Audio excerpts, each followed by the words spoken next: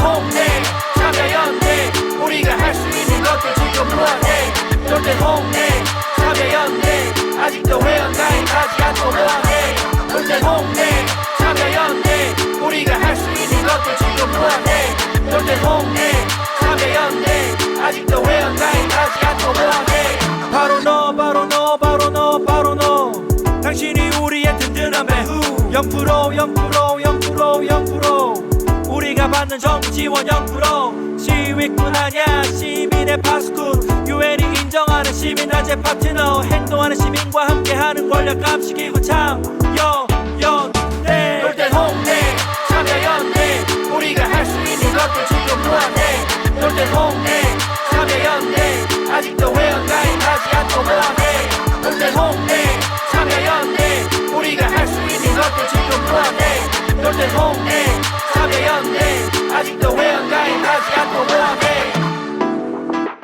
안녕하세요. 참여연대 김승환 간사입니다. 정부 지원금 없이 회원의 회비로 운영되는 참여연대 함께 해주세요. 포털에서 참여연대를 검색해주세요. 전화번호 02-723-4251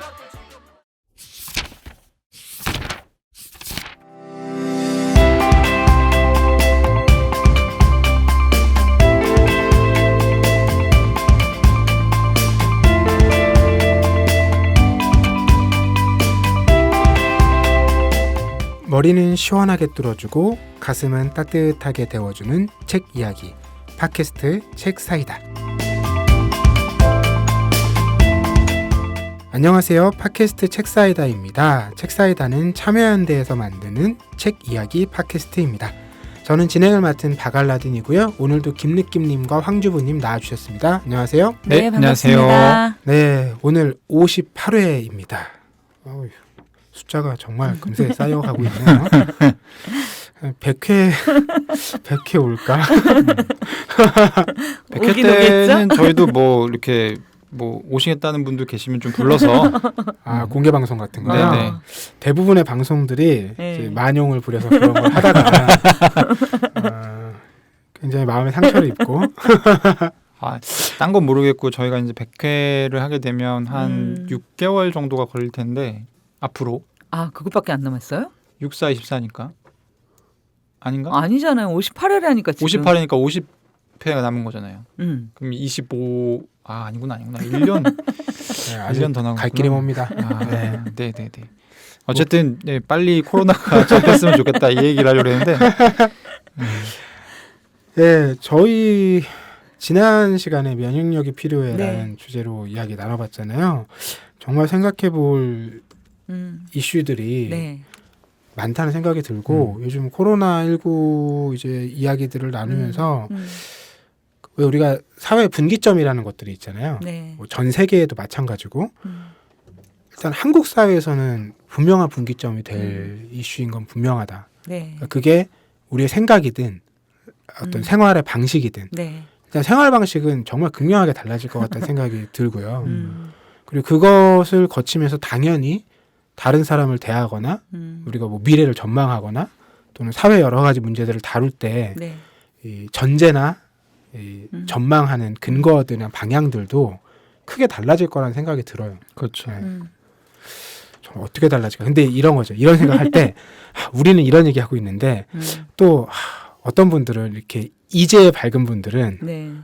이제 요 변화되는 상황을 또 미루어 짐작해서 뭐 이후에 잘 팔릴 상품이나 서비스를 지금 생각하고 있다든지 또 그런 생각이 이르면 세상이 바뀌는 건가 안 바뀌는 건가 또 요즘에 그 재택근무들을 많이 하잖아요. 네. 그래서 이제 사람들이 집에서 근무하는 거에 대해서 뭐 좋아하는 분도 있고 싫어하는 분도 있지만 사실 그 차원을 넘어서 경계해야 되는 측면이 이미 이제 기업들은 다 누가 일을 하고 누가 일을 안 하는지를 다 체크하고 있다.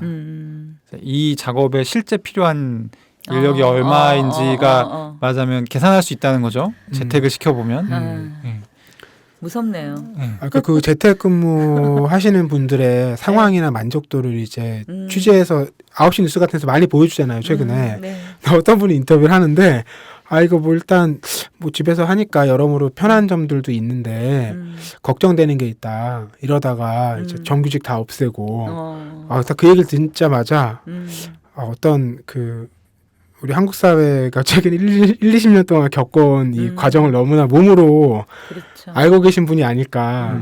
이거 뭐 집에서 재택근무해서 뭐 아이가 일한다는 걸 안 믿는다든지 이런 얘기가 얼마나 이 꿈만 같은 얘기인지 그 인터뷰 보다가 깜짝 놀랐어요.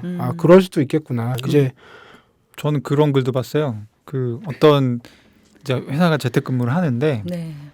재택근무를 하면서 이제 화상회의를 했나 봐요. 화상회의를 하면 이제 카메라에 얼굴이 나오잖아요. 그래서 이제 다들 재택근무지만 긴장감 있게 일하자. 그리고 이제 말하자면 와이셔츠와 블라우스를 다 입힌 거야. 따로 카톡을 보내서. 네. 그래서 이제 한 일주일 정도 하니까 사람들이 다 바지는 추리닝을 입고 위에는 블라우스와 이걸 입고 그러니까 어느 날 갑자기 부장님이 일어나 보라고 다들 그래서 또 막 혼나고 막 그랬다 이런 얘기를 듣고서 지금 저희가 다 웃지만 네. 되게 이게 무서운 부분이 뭐냐면 사람이 집 밖에 나갈 일이 없으면 옷을 안 산다는 거예요. 그렇죠. 우리 재택을 계속한다. 제가 지금 3주째 재택 중이거든요. 그러면 이게 왜 집에서 입는 옷과 나갈 때 입는 옷이 있잖아요. 다르죠. 홈웨어가 따로 있죠. 약간 다르잖아요. 네. 근데 굳이 내가 나갈 일이 1도 없는데 옷을 밖에 있는 것처럼 입을 필요가 없잖아요, 사실. 그쪽 업계에 또 영향을 미치겠네. 네. 그러니까 이제 전반적으로 소비가 많이 줄 거고 그러니까 사실 지금 경제 위기다 뭐 이런 얘기들이 나오는 거는 지금 그런 측면도 상당 부분 있다고 합니다. 저한테도 많이들 물어보시더라고요. 사람들이 뭐 이제 집에 많이 지내고 밖에 뭐 주말에 나들이도 나가기 힘드니까 네. 뭐 책을 더 많이 사서 읽는 거 아니냐. 여러분 그렇지 않습니다. 그런가요? 정답을 말씀드리는 책은 언제든 많이 읽지 않습니다.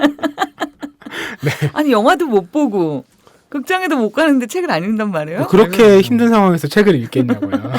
분석 행유 같은 거나 할 때 태워야 되니까 좀. 예, 저희 오늘 갑자기 제가 이제 코너 이름도 생각이 안 나네. 아무튼이래. 후다닥일세. 아무튼에 꽂혀 계신 분이어서. 이제 후다닥일세를 왜 갑자기 까먹었냐면 좀 전에 얘기하는 게 너무 후다닥일세 후보로 올렸던 책하고 연결이 돼가지고 어쨌든 그 이야기 잠시 후에 저희가 후다닥일세 코너에서 이어서 만나보겠습니다.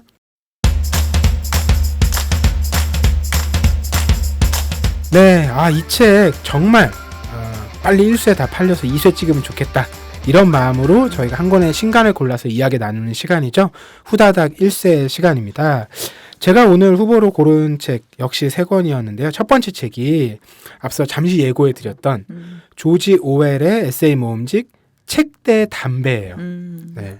뭐 여기 실린 글이 처음 한국에 소개된 것들은 아니고요. 대부분 여기저기 소개됐던 글들을 이 주제에 맞춰서 그러니까 책과 담배라는 게 이제 책이라는 건 조지 오웰한테는 뭐 우리가 흔히 얘기하는 마음의 양식이기도 했지만 생계의 중요한 수단이었고 담배는 굉장히 고가의 취향처럼 느껴지지만 그 생계 활동을 하려면 꼭 필요한 이제 이런 거였거든요. 잘 알려져 있다시피 조지 오웰은 평생 글을 썼잖아요. 먹고 살려고 계속 일종의 매문가에 가까운 삶이었는데 뭐 이 책에 나온 유명한 문장이 이런 게 있어요. 오웰은 책에 대해서 25파운드를 썼다면 담배는 40파운드를 썼다. 이런 얘기가 있어요.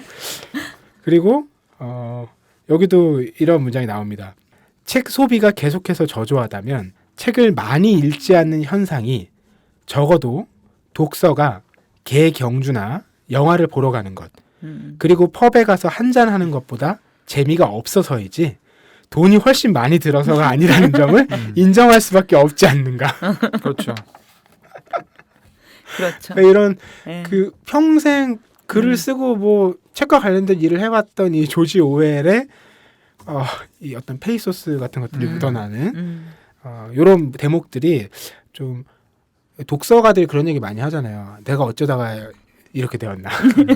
내가 왜 이 잘못된 길에 들어섰나. 집에 쌓인 읽지 않은 책들을 막 계속 보면서 그런 생각들 하잖아요. 좀 그런 분들께 흥미로운 얘기를 전해줄 법한 책이라서 골랐고 두 번째는 신혜욱 작가의 소설 해몽 전파사라는 책인데 제가 이 책을 고른 건 팬심 때문입니다. 제가 신혜욱 작가의 그 시들을 굉장히 좋아하는데 아마 생물성이라는 시일 거예요. 그 인상 깊게 읽었던 기억이 났고 그 시인이 첫 소설을 썼어요. 그래서 어떤 소설일까 이제 궁금하던 차에 올려봤는데 해몽 전파사, 그러니까 말 그대로 이제 동네에 있는 전파사예요. 거기 우연히 가게 됐는데 여기에는 사람들이 막 꿈에 대해서 얘기하는 모임이 계속 펼쳐지고 있는 거예요. 나도 거기에 가서 뭐 이 사람들하고 꿈 얘기도 나누고 이제 그러다가 전파사의 이제 주인 이 사람이 자기가 이제 병이 있는데 자기가 세상을 떠나기 전에 당신이 1000개의 꿈을 모아오면 내가 이 가게를 당신에게 넘기겠다. 와우. 그래서 이 주인공이 그 모임에 가면 사람들이 막 꿈 얘기할 거잖아요. 네. 이 꿈들을 채집을 하기 시작하는 거예요. 그 얘기를 담고 있어서 그러니까 꿈에 관한 얘기기도 하고 실제로 꿈 얘기들이 엄청나게 많이 나옵니다.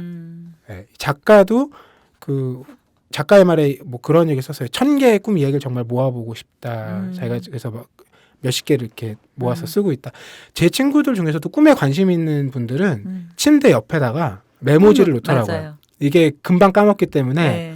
바로 적어가지고 그걸 이제 다시 곱씹는 과정들을 이제 거친다고 하는데 해보신 적 있으신 것 같아요? 그게 형님은? 아니라 참여연대 되게 인기 아, 강좌 중에 맞아요, 하나가 맞아요. 고혜경 선생님의 꿈 강좌거든요. 맞아요. 그래서 저는 듣지 않았는데 그걸 듣는 친구들이 항상 꿈노트가 있다고. 자기 침대 옆에. 꿈의 강좌는 꿈을 꾸는 법을 가르치나요? 아니죠. 그러면 그 꿈을 해석하는 법 일종의. 그래서 아. 이제 뭐 무의식의 세계와 그러니까 나의 어떤 삶과의 연관성 뭐 이런 거를 공부하는 강좌로 알고 있어요. 저는 그쪽에는 관심이 없답니다. 네. 김느끼님도 꿈에 크게 관심 없을. 저는 꿈을 꾸는 방법을 가르쳐주면 저는 꿈을 잘 안 꾸거든요. 저도 거의 안 꿔요. 저 맨날 꾸는데. 꿈을 자주 꾸면 그게 깊이 자지 못하는 맞아요. 약간 그거라면서요. 네. 그리고 또 꿈도 그런 게 있더라고요. 어떤 사람들은 뭐랄까, 그러니까 저나 김느끼님처럼 꿈을 많이 안 꾸는 사람들은 어떤 강박이나 스트레스가 있을 때, 그러니까 현실과 가까운 꿈을 많이 꾼다는 얘기를 제가 들었고, 네. 저는 실제로 그래요. 어. 그러니까 꿈을 평소에 잘 안 꾸다가 막 뭐 이렇게 마감이 늦고 막 이랬을 때 잠을 제대로 못 자잖아요. 왜냐하면 네. 알람을 계속 맞춰 놓는 거죠. 1시에 일어나서 잠깐 해야지.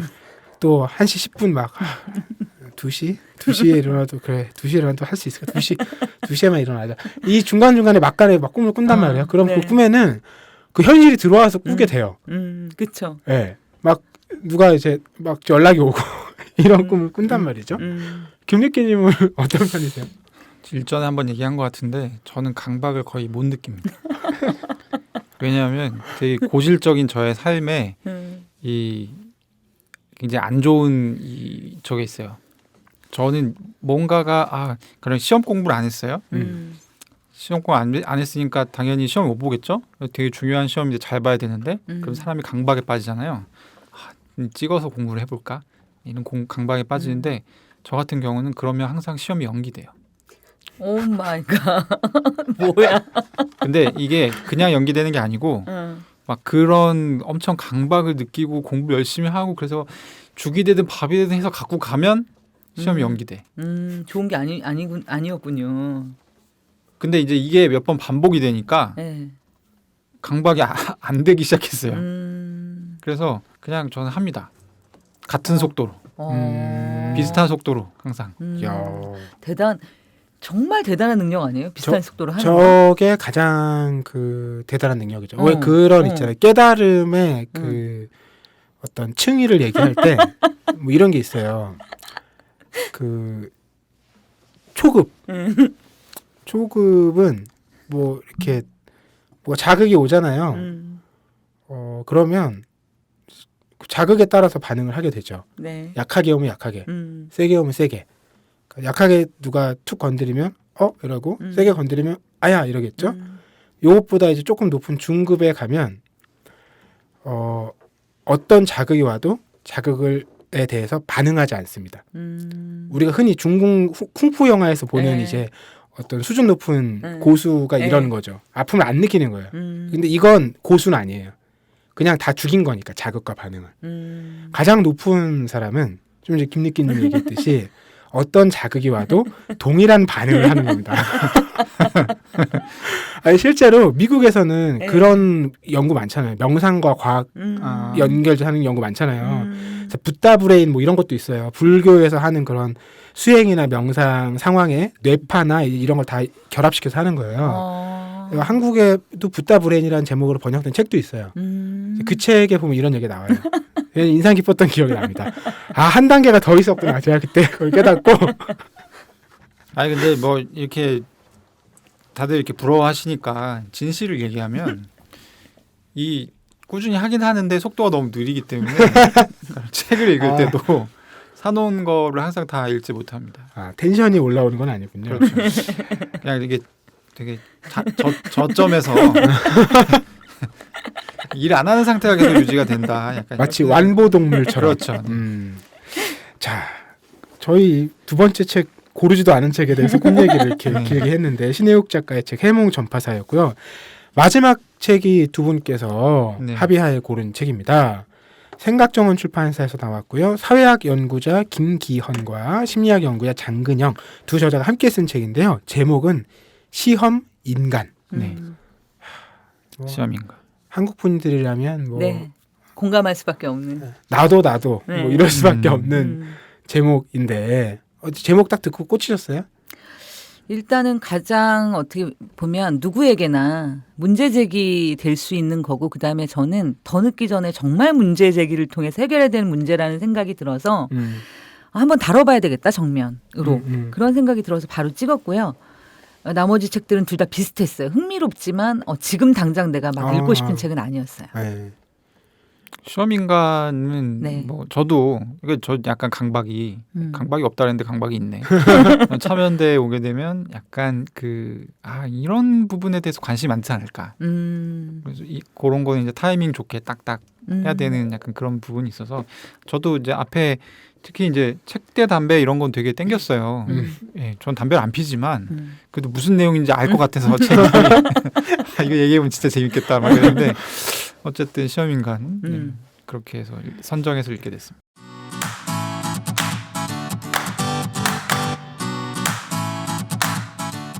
참여연대가 제작하는 책 이야기 팟캐스트 책사이다와 국내 유일의 아시아 전문 팟캐스트 아시아팟 매주 목요일에 번갈아 찾아갑니다. 정부 지원금 없이 회원의 회비로 운영되는 참여연대입니다. 청취자 여러분, 참여연대 회원이 되어주세요. 포털 사이트에서 참여연대를 검색하시거나 참여연대로 전화 주시면 됩니다. 전화번호 02-723-4251입니다. 자, 이 얘기부터 해볼까요? 최근에 본 시험이 있으세요? 뭐 있어요? 저는 이직할 때 면접. 네. 저는 2년 전에 그 이종 소형 면허. 취득. 근데 그 전 시험은 굉장히 오래됐습니다. 얼마나? 취업 저도 그러니까 지금 다니는 회사에 입사 시험 본 이후로 네.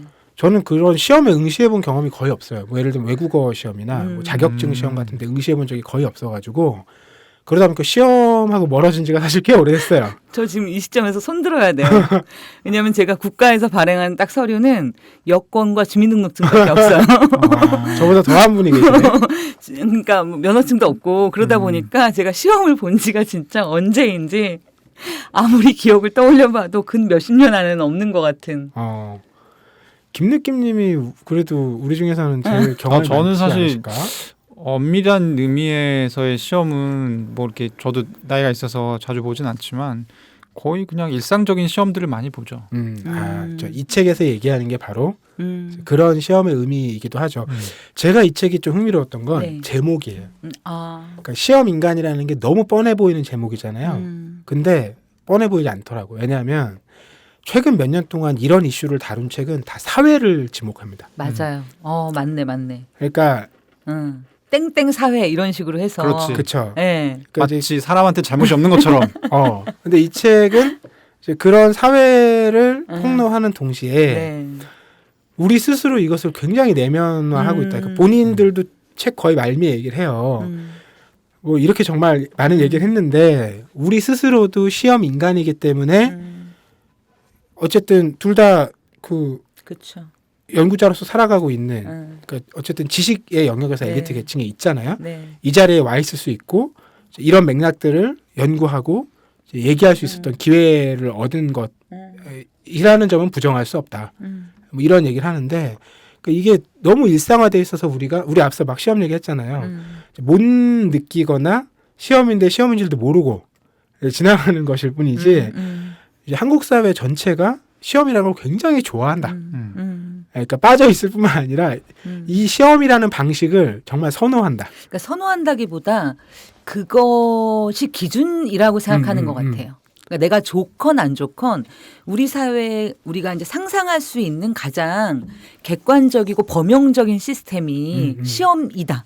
나머지 것들은 야로라든가 뭐 하여튼 뭐 기자 등등 아니 이 책에서 신뢰성과 투명성 얘기를 하는데 그걸 굳이 그렇게 바꿔서 아니 그러니까 근데 이 책의 핵심은 결국은 그 신뢰성이라고 하는 것이 확보되지 않았다는 이유로 우리가 사실은 시험이라고 하는 것에 온갖 신화를 다 부여해서 그 부작용이 결국은 우리의 삶까지도 자유롭지 못하게 만든다라고 고발하고 있고 저는 맞아요. 그 신뢰성이라고 하는 부분들의 확보가 사실은 그러니까 우리의 노력의 방향을 어디로 갈 것인가의 문제잖아요 결국은. 그러니까 우리 사회에 어떤 문제가 있다면 그 문제를 밝히는 데는 사람들이 다 밝아요. 결국은 네. 분석하면 이렇게 분석해도 맞고 저 분석도 들을만하고 다 이렇잖아요. 그런데 결국은 어디다 노력을 집중하고 어떤 방향으로 갈 것인가에 있어서 그 신뢰를 회복하는 방향만이 저는 그 지점이 해결되지 않으면 결국은 우리가 시험 인간, 시험 사회에서 벗어나긴 되게 어렵겠다라는 생각이 들었거든요.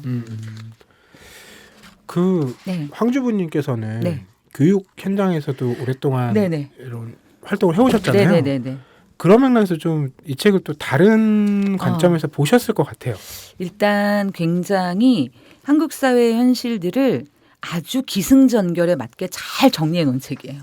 우리가 소설로 따진다면 기 빠지지 않았고 전개 훌륭하고 그리고 이제 대안 부분에 있어서는 사실은 대안이라고 하는 게 우리가 뭐 이렇게 딱 어떤 구체적인 뭐 아주 명확한 정책을 내기는 굉장히 어렵다는 점을 감안한다면 이 시험과 한국 사회 관계에 대한 부분들을 빠짐없이 담은 책이라는 점에서 굉장히 가치가 있었고 제가 굉장히 주목해서 읽은 부분은 사실 그 부분이 좀 아쉬웠거든요. 저는 어떤 거냐면 지금 우리 시험의 구체적인 양태에 대한 부분이에요. 그러니까 제가 이제 고등학교 아이들을 만나서 이야기를 해보면 실제 이제 수능 시험이라는 게 이런 거죠.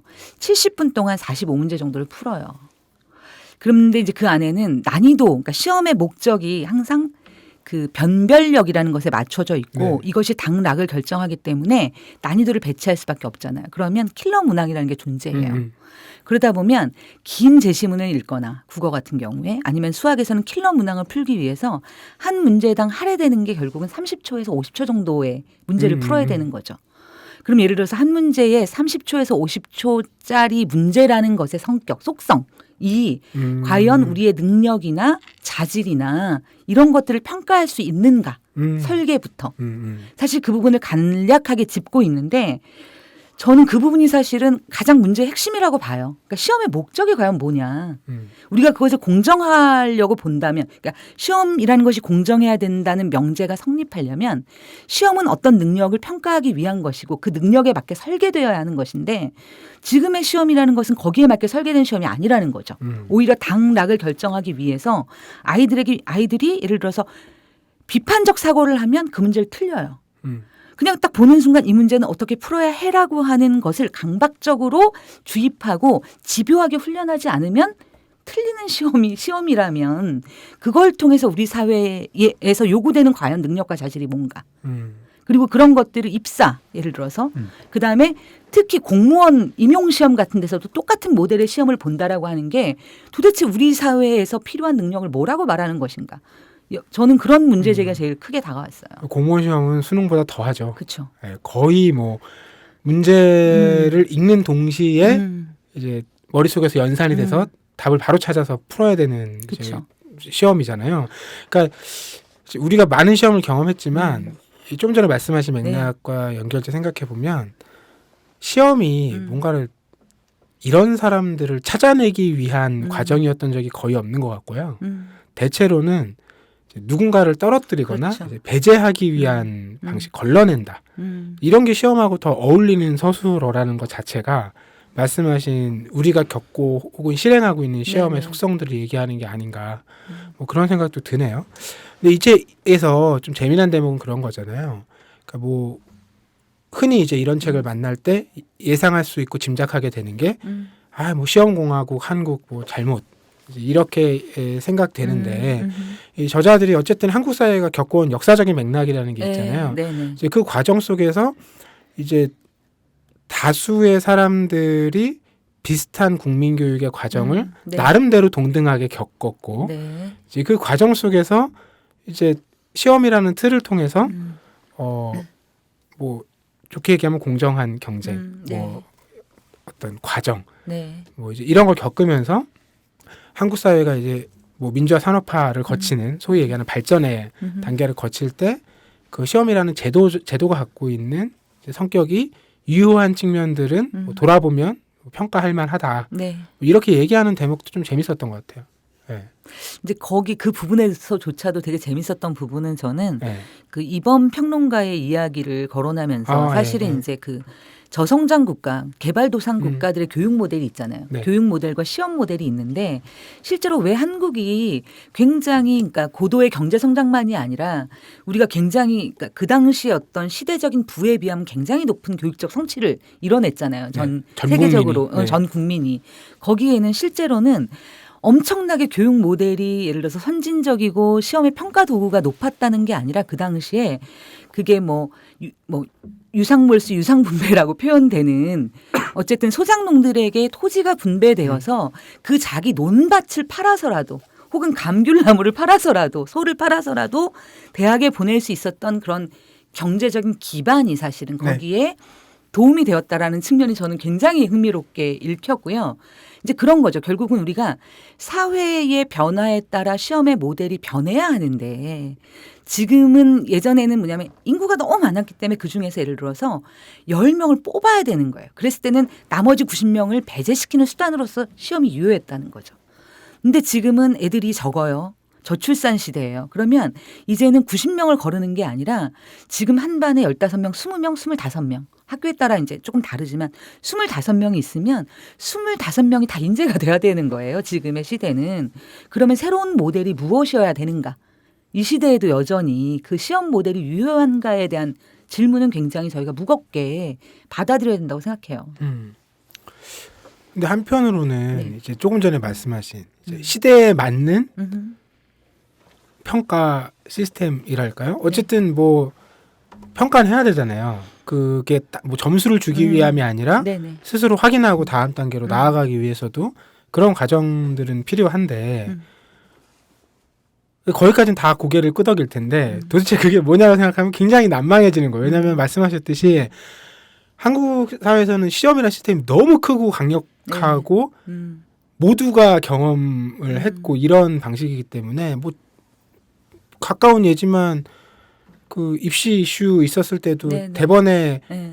우리의 머릿속에서는 그렇죠. 정시 뭐 수능 수능, 100이 아니, 가장 그걸로 공정해 막 이런 하는 게 가장 공정하다는 게 네. 되게 강력한 힘을 얻고 아니 뭐 실제로 그렇게 수긍을 하게 되는 면도 있어요. 그런 면도 많이 있어서 그게 지지가 높았던 거잖아요. 그러니까 이런 상황 속에서 이게 다른 이게 잘 그려지진 않더라고요. 저는 결국에는 생산성의 문제로 귀결된다 생각을 가지고 있고 네. 제가 기억하는 풍경 하나는 1990년대 초반에서 중반 사이에 졸업한 제가 아는 아저씨들 대학을 졸업한 시험 안 보고 갔습니다. 지금처럼 입사 시험 이런 게 없었어요. 그래서 뭐 되게 막 대기업 지금 뭐 삼성, SK 막 이런 대기업인데 두 군데를 붙어서 자기 그냥 마음에 드는 대로 갔어요. 그 붙었다는 것 자체가 어떤 지금처럼 막 SAT를 보고 이런 게 아니고 그냥 면접을 했는데 이제 합격 통지를 받으면 그냥 가는 거죠. 그때는 들어가려고 한 사람은 적고 뽑는 사람은 많았으니까 네.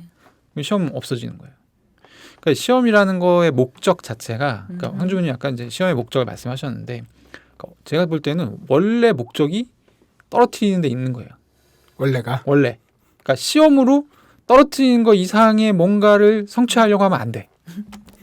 제가 보기엔. 그래서 이거는 이제 좀 그러니까 거기에 계속 매몰돼 있으면 제가 보기에는 풀 수 없는 문제를 계속 풀려고 노력하는 것과 비슷하고 오히려 지금 같은 경우는 굉장히 고도의 예측이 가능한 사실 사회잖아요.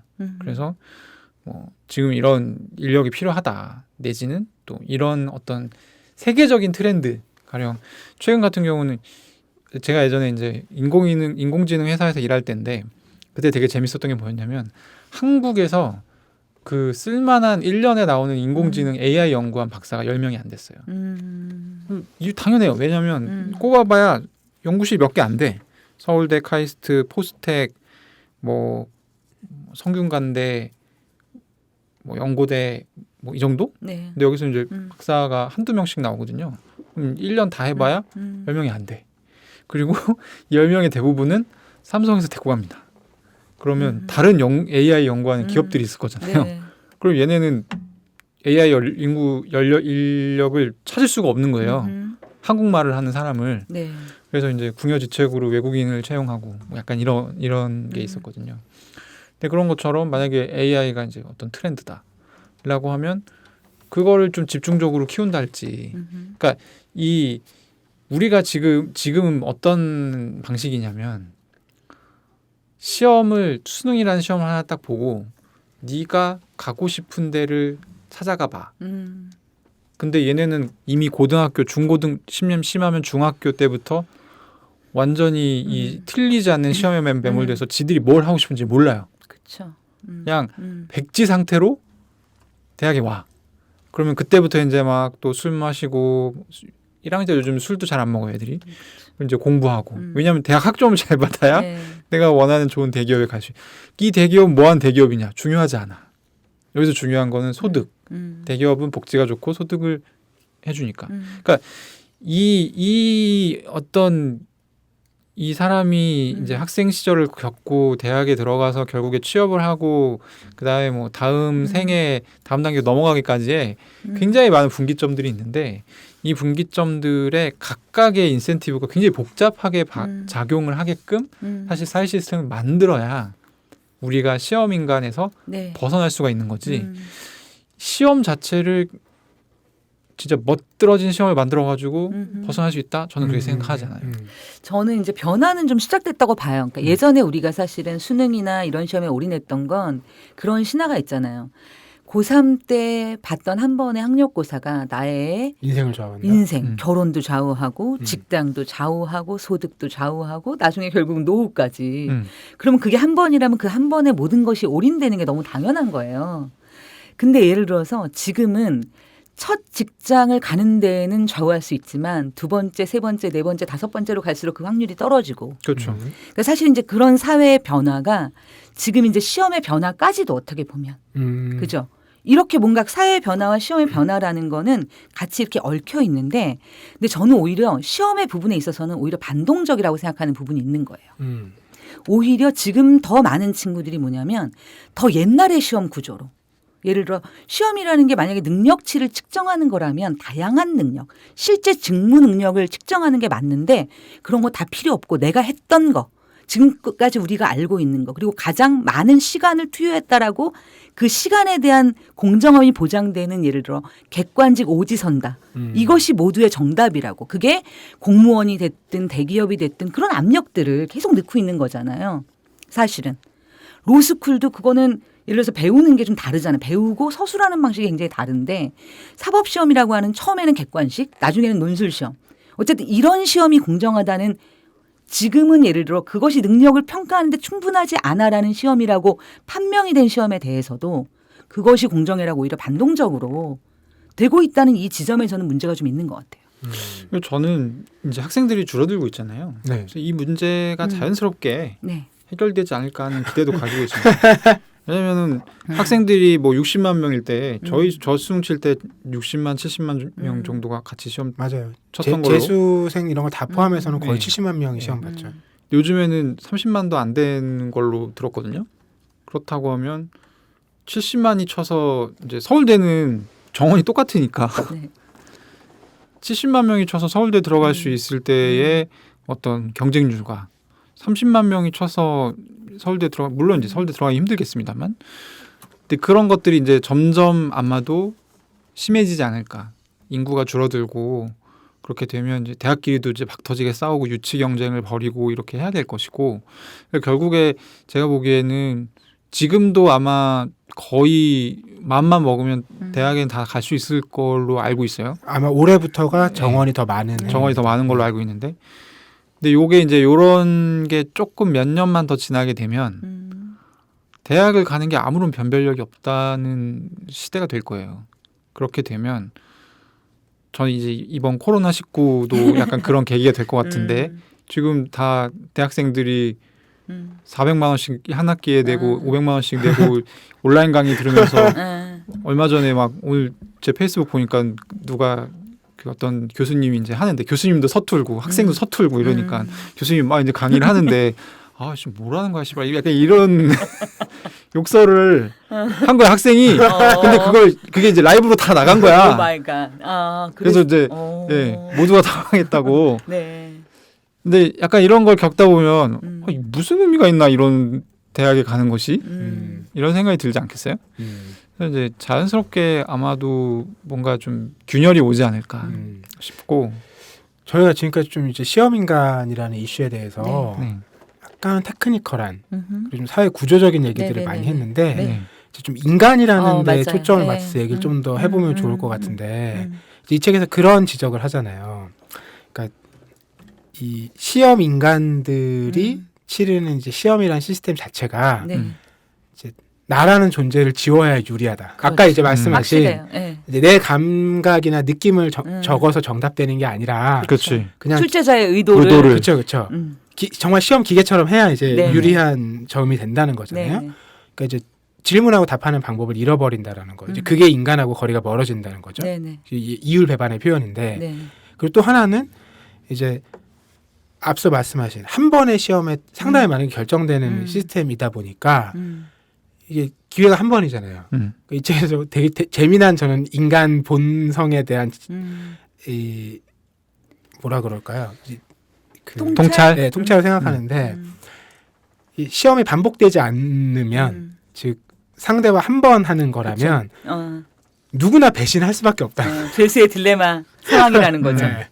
근데 그 사람하고 뭔가 여러 번 계속해야 되는 반복되는 이제 상황이 생기면 배신해서 만약 한 번을 해서 내가 인생의 모든 걸 해결할 수 있으면 역시 배신하겠지만 그렇게 안 되는 구조 속에 놓여 있다면 배신하기 되게 어렵다라는 거죠. 그렇죠. 오히려 협력을 하는 게 자기한테 실질적 이득이 되니까. 장기적으로 훨씬 많은 이득이 네. 되니까 그러니까 이 부분이 되게 흥미로운 지점 같아요. 인간이라는 측면에 집중해서 이제 시험이라는 시스템에 대해 좀 생각해 볼 수 있는 지점.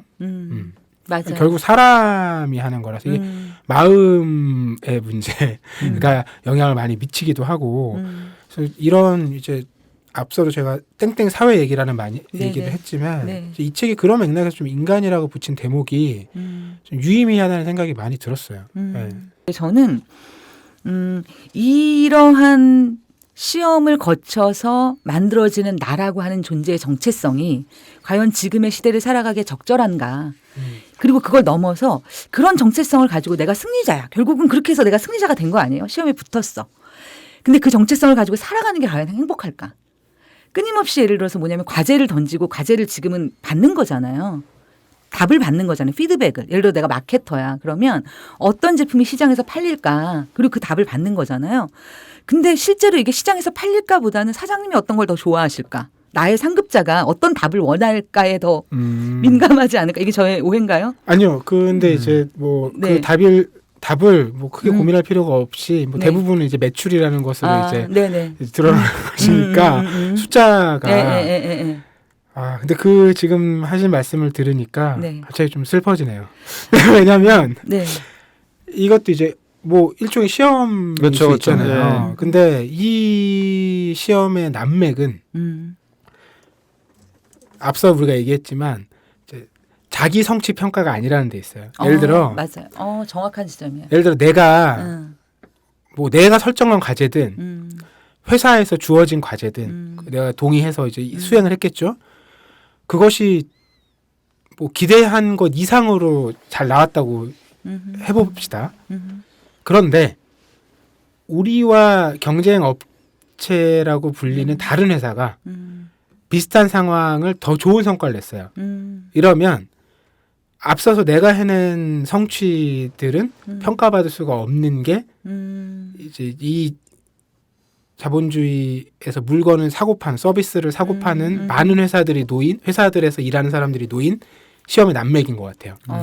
그러니까 내가 그 안에서 어떤 재미와 흥미를 스스로 설정하고 해내서 내가 느끼는 성취가 있겠죠. 그렇지만 어쨌거나 경쟁 업체가 더 좋은 숫자를 내면 기분이 좋기가 되게 어려워요. 그렇게 이제 인간을 만들어 놓는 거죠. 이게 되게 피곤한 거예요. 이 자기 완결 서사가 안 돼요. 이 서사의 이 종결은 저쪽 회사가 얼마나 했느냐가 와야 이제 판가름이 난다는 거죠. 그런데 이제 저는 지금 얘기를 들으면서 어떤 생각이 들었냐면 저나 알라딘님이나 의도치 않게 사실 우리가 일상에서 해결해야 되는 삶의 문제나 과제를 과연 그 시험이라는 걸까? 갑자기 그런 의문이 들었어요. 테스트라고 하는 것에 그 객관적인 어떤 개념이 있잖아요. 우리가 일을 하는 거는 네가 얼만큼의 뭐를 어떤 일을 항상 성취하는 과정이 아니라 일의 과정을 우리가 마치 순간순간 이거를 다 진짜 테스트라고 받아들이는 게 맞나? 아니 그건 본인이 그렇게 받아들이지 않는 경우는 많아요. 선택을 그렇게 안 하는 거죠. 저도 그런 유형에 가까운 사람이긴 한데 네. 그런 사람은 예를 들면 성과급에서 좋은 그 결과를 얻기가 어려워요. 왜냐하면 제가 좀 전에 말씀드렸듯이 그게 테스트일 수밖에 없는 것이 그런 행위의 결과가 예를 들어 어떤 고가 평가를 하잖아요. 회사에서. 모든 회사의 고가 평가는 경쟁 업체의 결과랑 비교하게 돼 있어요. 그러니까 이게 상대 평가가 늘 반영되기 때문에 그 늘 테스트인 거예요. 그리고 그게 그 사람에 대한 기본적인 정량 평가로 확정되는 거죠. 물론 정성 평가로 다른 것들을 조정하겠지만 그래서 본인이 그런 데서 일부 이제 시스템에서 어긋날 수는 있죠. 주체적으로. 근데 그 어긋난다고 해서 테스트에서까지 자유로울 수는 없고요. 그런 데서 내가 일부 손해 혹은 더 좋은 평가를 받지 못할 거라는 걸 그냥 감내하면서 그 길을 갈 수밖에 없는 거죠. 그 제가 아까 말했지만 사람이 없으면 다 해결됩니다. 경쟁사가 그 일을 안 하고 있으면 해결되는 거 아니에요. 그렇죠. 회사가 하나면 되죠. 그 얘기는 거꾸로 뭐냐면 우리가 경쟁이라는 걸 하는 이상 이런 모든 종류의 테스트를 피해갈 수 없다는 거예요. 테스트를 피해갈 수 없다는 거고 제가 약간 이 책을 보면서 느꼈던 건 약간 저 양가적인 감정이 들었는데 이 책에 좋은 점도 있고 약간 좀 아리까리한 부분들이 있었는데 그게 뭐였냐면 지금 아까 이제 바갈라디님이 회사원의 애환을 잘 설명해 주셨는데 저 같은 경우는 기자이기 때문에 기자에게 잘 쓴 기사라면 뭘까요? 사람들이 좋아하는 기사? 아니면 내가 만족하는 기사? 아니면 사장님이 좋아하는 기사? 아니, 그 모든가 정답이 될 수 있죠. 내가 이제 어떤 거에 가치 부여를 하느냐에 달려 있는 거예요. 그러니까 쉽게 얘기하면 제가 보기에 시험인간이라는 저는 이 책이 정말 마음에 들었던 게 뭐냐면 야 니네가 문제야 니네가 이거예요. 니네 문제인데 뭐가 문제냐면 사람들 머릿속 자체의 가치 판단이 서 있지 않은 게 문제인 거예요. 그러니까 시험이라는 틀에서 제시하는 기준 이외에 다른 상상력을 가지고 있지 못해. 물론 그게 어떤 제도적인 사회적인 어떤 구조적인 문제에서 비롯되어서 그렇게 되어 있는 거지만 어쨌든 내 인생은 내 인생이잖아요. 그러면 내가 행복하게 살기 위해서는 난 선택을 해야 되는데 이 선택의 기준이 뭐냐? 내가 더 행복한 방향이 어떤 거지? 라는 것이 궁리하게 될 거잖아요. 근데 이 자체를 궁리해보지 못한 사람은 계속 남이 제시하는 테스트 기준에 맞춰서 살 수밖에 없다라는 게 지금의 현실인 거고 이 책이 아주 명징하게 제가 말한 것처럼 지금 딱 집어서 얘기를 하고 있지는 않지만 이 책의 구조적인 어떤 완결성을 어긋나지 않는 측면에서 굉장히 이례적으로 보통 이제 사회학 책에서는 사회타만 하는데 니들이 문제라는 얘기를 간접적으로 하고 있다는 게 저는 되게 좋았고 그러니까 결국에 그 각자 도생이에요. 그래서 시험인간이지만 저는 이런 얘기를 꼭 하고 싶었어요. 오늘 만약에 이제 시험인간 얘기하면 모두가 시험인간처럼 살지 않아요. 시험인간처럼 사는 사람도 있고 개 중에 자기의 기준을 찾은 사람들은 음. 다른 길을 찾아가요. 네. 저는 이 방송을 듣는 분들이 그런 사람들이 되었으면 좋겠어요. 그래서 저도 이제 뭐 그렇게 살아가고 있다, 되게 호기롭게 말하긴 했지만 제가 매 순간 그런 아주 주체적인 선택을 하면서 살아가고 있지는 못해요. 그렇기 때문에 사실 더 고민하고 스스로 더 노력하는 부분이 있어요. 그러니까 내가 나 자신에 대해서 정확하게 알고, 그리고 내가 만족하는 게 뭐, 내가 원하는 게 뭐지? 그러니까 전 아까 이제 첫 번째 질문 다시 돌아가 보면 기사를 쓸 때 한 가지 기준만 있지 않아요. 어떤 때는 사장님 만족시키고 싶어서 쓰는 기사도 있고, 어떤 때는 내가 만족하고 싶어서 내 취향에 맞추는 기사도 있고, 어떤 때는 내 취향은 아니지만 이건 사람들이 더 많이 봤으면 좋겠다라고 해서 더 많은 사람들이 볼 수 있도록 제가 배려를 해서 쓰는 경우도 있어요. 세 가지 모두 다 행복해요. 왜냐하면 의도한 바가 있고 의도를 이루었기 때문에. 그러니까 그러니까 회사에서 그냥 뭐 성과나 뭐 이런 것들, 물론 성과를 받으면 기분이 제일 좋겠지만, 또 성과라는 것은 그것도 이제 일종의 테스트인데 기준이 명확해요. 사실 매출 기반이다라고 하면 사람들이 뭔가 그 매출을 뭔가 산다는 거잖아요. 우리 회사 제품을 많이 살 수 있는 거를 맞춰서 해야 돼요. 내가 서비스를 제공해야 되는 거고, 사장님이 좋아한다, 그럼 사장님 파악을 해야 돼요. 그러니까 이 모든 것들이 사실 제가 보기에 그다지 불합리하지 않아요. 수능이라는 체계 자체도 그렇고. 약간 말을 더 붙여보면 지금 이제 저 같은 경우는 이제 애가 3살이니까 뭐 고민들이 많아요. 새로 이제 자라는 애들을 키우는 사람들은 뭐 발도르프라고 해서 아예 문자 교육을 안 하고 숲에다 풀어놓는 방식의 유치원도 있고, 그리고 이제 뭐 영어 유치원도 많이 보내고, 그냥 일반, 우리는 그냥 평범한 게 좋다 해서 그냥 일반 유치원 보내는 경우도 많고 이런데, 이게 의미하는 게 뭐냐면 불과 10년 전만 해도 이런 선택지가 그렇게 많지 않았어요.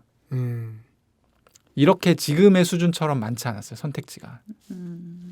그리고 제가 보기에는 이 선택지 더 점점 넓어지고 있는 추세예요. 이유는 뭐냐면 이제 수능을 잘 봐도 황주근님 말씀처럼 그거 하나로 인생이 결정되는 시대가 아니기 때문이에요. 그렇죠. 예.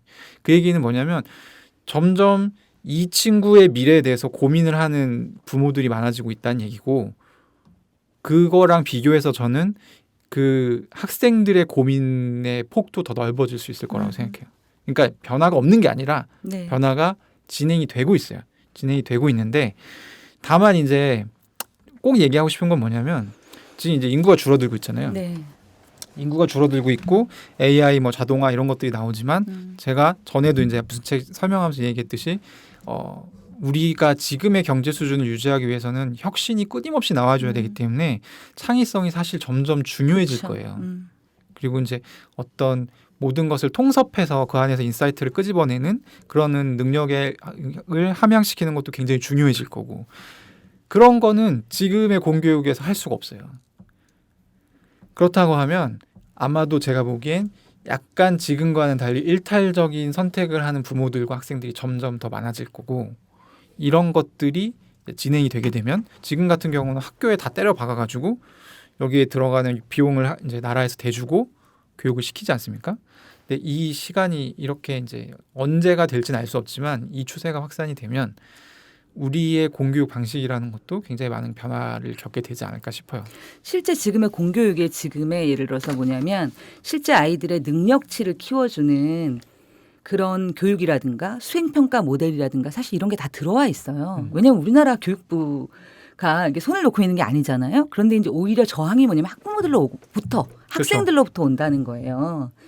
그냥 수능으로 가지 왜 우리를 이렇게 복잡하게 하냐. 거기에는 뭐냐면 가장 중요한 설계가 이 시험 모델 때문에 그래요.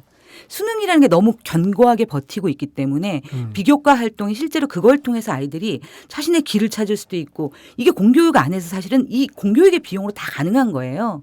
그런데 실수를 못 줄이니까 이것 때문에 이게 또 하나의 부담으로 되고 있는 거거든요. 그래서 이게 저는 학부모들이 그러니까 몇몇 학생들의 선택이나 일탈이 아니라 어떻게 보면 거대하게 밀려오고 있는 것들을 공교육도 감당하려고 해요. 그런데 이제 우리의 신화가 있는 거죠. 이것이 공정하다는 신화가. 시험 인간에서 지적하고 있는 것도 바로 그 지점이라고 보는 거예요. 우리는 사실 지금 학교를 몰라요. 우리는 그냥 옛날의 학교로 지금 학교를 그냥 기억할 뿐이에요. 옛날 같겠지 뭐.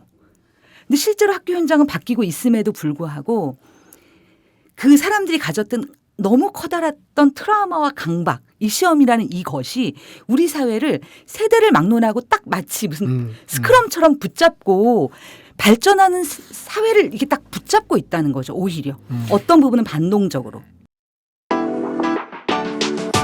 놀때 홍대 참여연대 우리가 할 수 있는 것들 지금 뭐하네 놀때 홍대 참여연대 아직도 회원가입하지 않고 뭐하네 놀때 홍대 참여연대 우리가 할 수 있는 것들 지금 뭐하네 놀때 홍대 참여연대 아직도 회원가입하지 않고 뭐하네 바로 너 바로 너 바로 너 바로 너 당신이 우리의 든든한 배후 0% 0% 0% 0% 우리가 받는 정부 지원 0% 시위꾼 아냐 시민의 파수꾼 유엔이 인정하는 시민단체 파트너 행동하는 시민과 함께하는 권력 감시기구 참여연대 놀때 홍대 참여연대 우리가 할 수 있는 것들 지금 뭐하네 놀때 홍대 참여연대 아직도 회원가입하지 않고 뭐하네 놀때 홍대 참여연대 우리가 할 수 있는 것들 지금 뭐하네 놀때 홍대 참여연대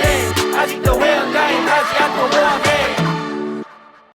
자, 오늘 저희 후다닥 1세에 김기현, 장근영 두 작가가 함께 쓴 시험 인간이라는 책으로 이야기를 나눠봤는데 초반에 말씀드렸듯이 이 책이 이 주제를 둘러싼 여러 가지 이슈나 상황들 또 구조적인 문제들까지 빠짐없이 굉장히 잘 정리를 해놓고 있어요. 그래서 여러분들께서도 한번 살펴보시면 대부분 공감하실 이야기라는 생각이 들고 물론 이제 그 공감에 이어서 각자 생각하시는 방향들은 저희가 오늘 이야기 나눴듯이 또 각자의 삶의 경험과 지금 상황에 따라 달라지겠죠.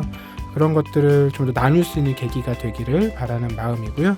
저희 오늘 책사이다 58회 후다닥 1세 이쯤에서 정리를 하겠습니다. 함께해 주셔서 고맙습니다. 네, 감사합니다.